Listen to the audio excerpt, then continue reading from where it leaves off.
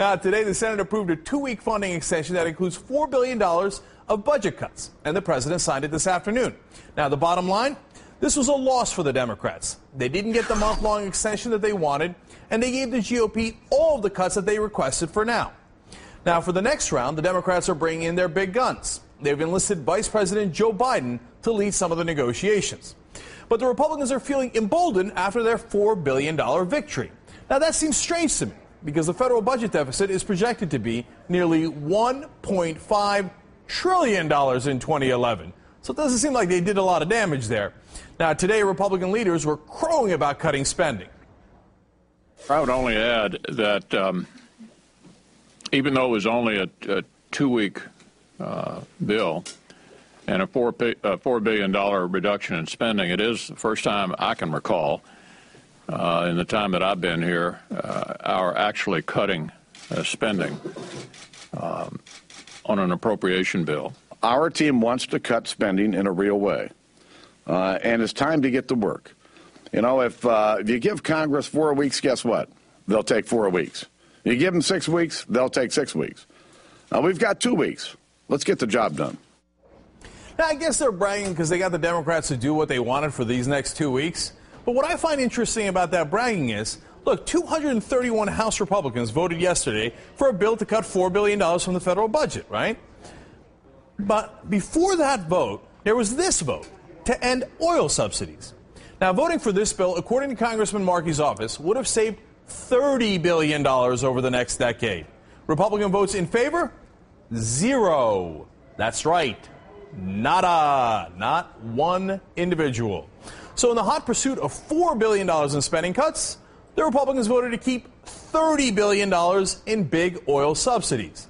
Now, this is part of why I think there's very little intellectual honesty on the Republican side.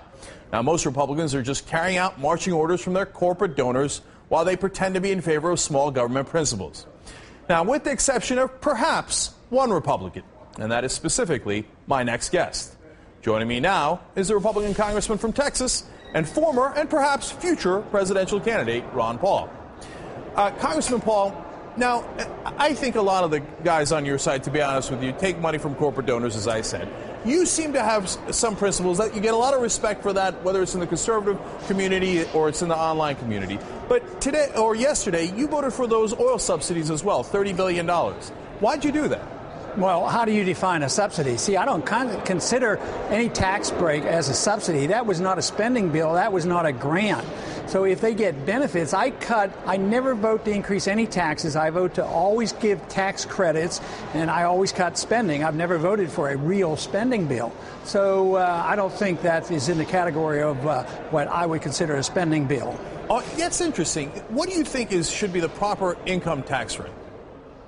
Well, the best would be 0. I mean, we lived most of our history with 0 income tax, but you'd have to have a proper sized government. You'd have to have a proper role for government. You can't be the policeman of the world and not have an income tax. So I would not have all my troops around the world. I'd bring the troops home, and I wouldn't have a military-industrial complex that demands so much, but I wouldn't have a welfare state either. And under those conditions, you don't need an income tax. And I think that's the way it should be. You got to raise money somehow, right? I mean, so how would you raise money if you had 0% income tax?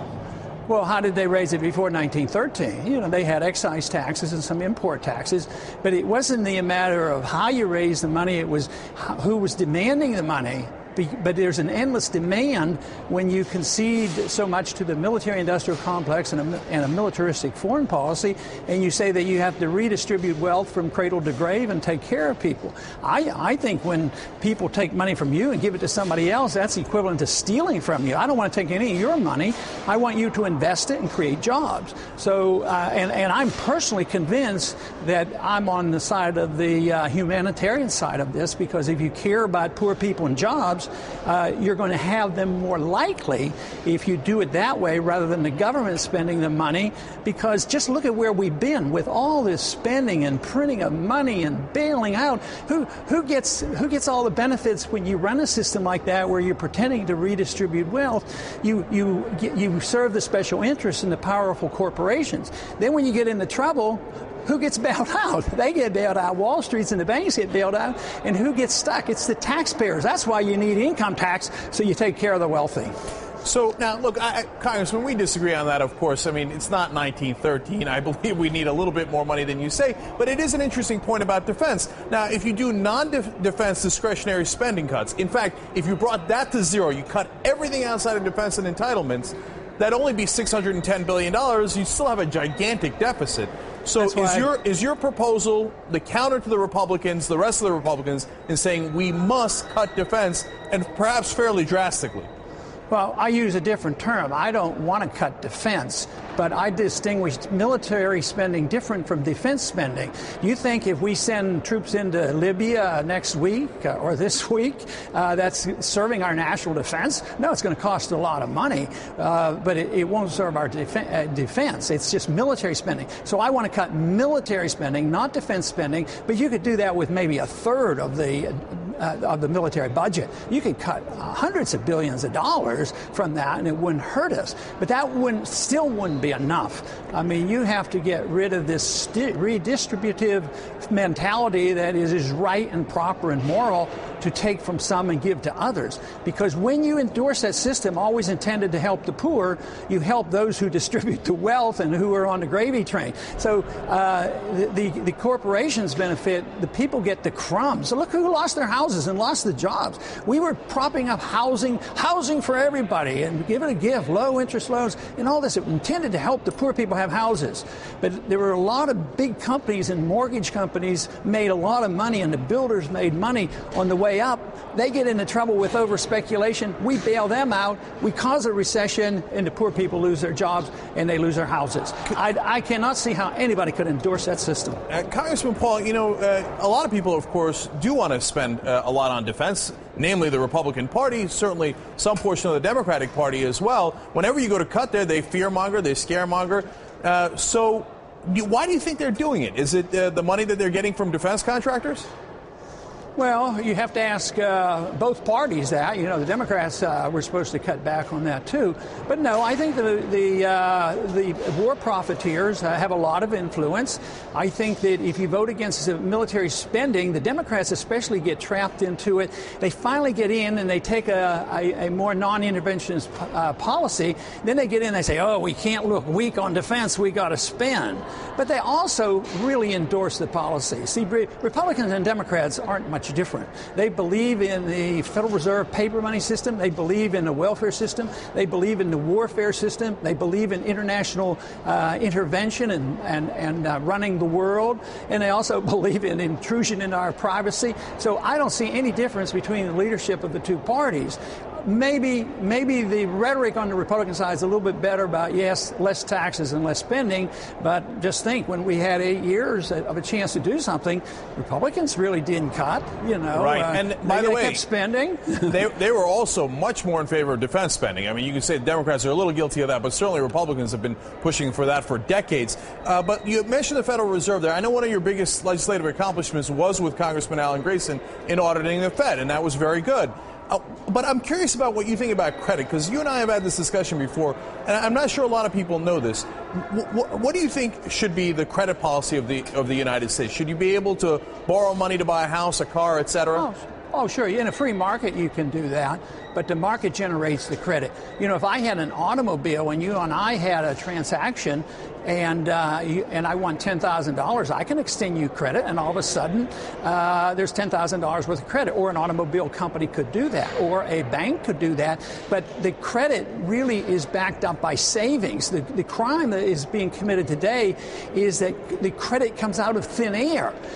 In the old days, what you had to do is you had to put the money in this, you had to work, you had to live, you had to save, you put your money in the bank, and then they loan it out for you. Today, or for the couple decades, there's been essentially no savings, and the Fed says, well, interest rates are awfully low, but there's no savings. What we're going to do is just give more credit.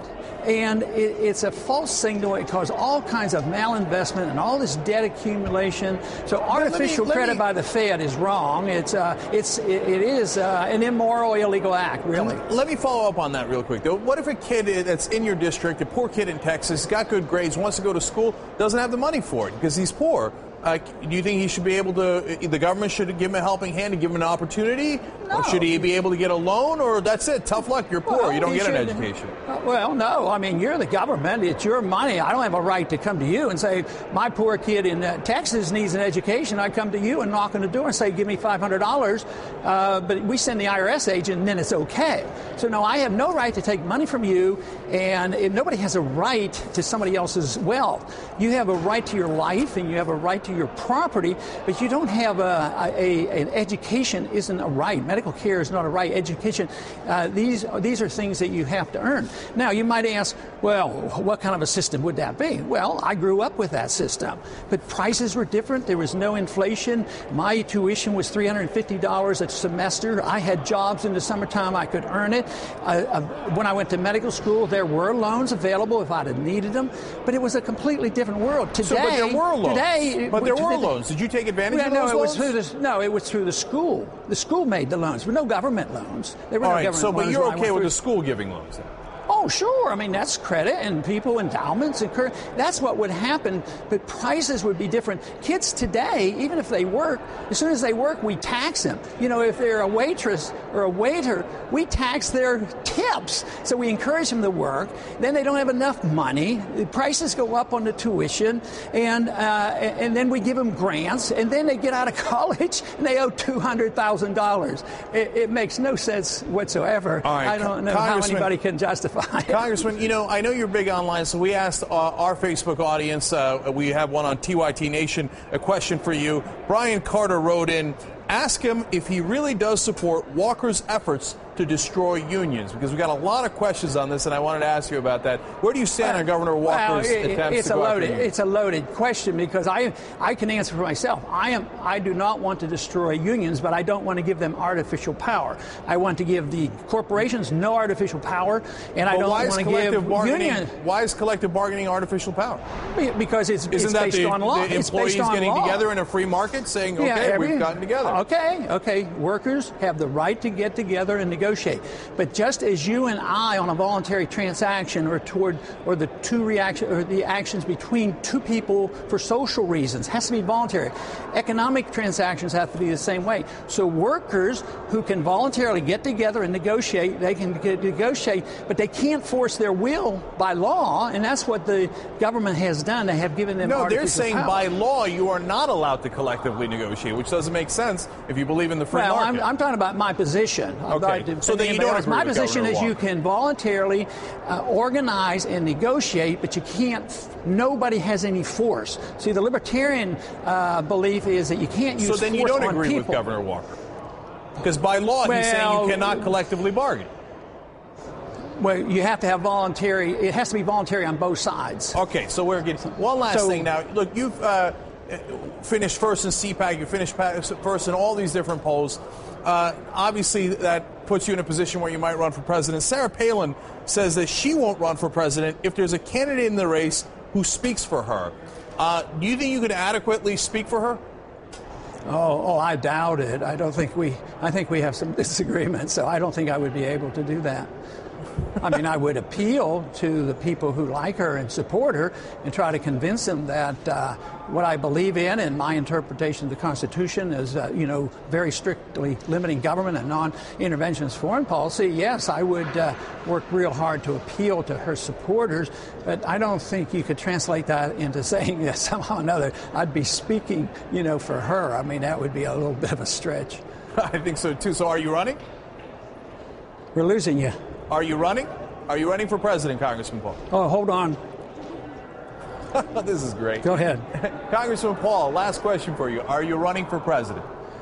I haven't decided, and it'll be a little while before I do that. A lot of, especially the young people, the next generation that realizes what we're getting into and what burden they're bearing, they're anxious for me to do it. I think it's a worthwhile thing to do, but I'm a bit away from making that decision because it is a very tedious job to run. All right, Congressman Ron Paul of Texas, thank you for your time tonight. We appreciate it. Sure thing.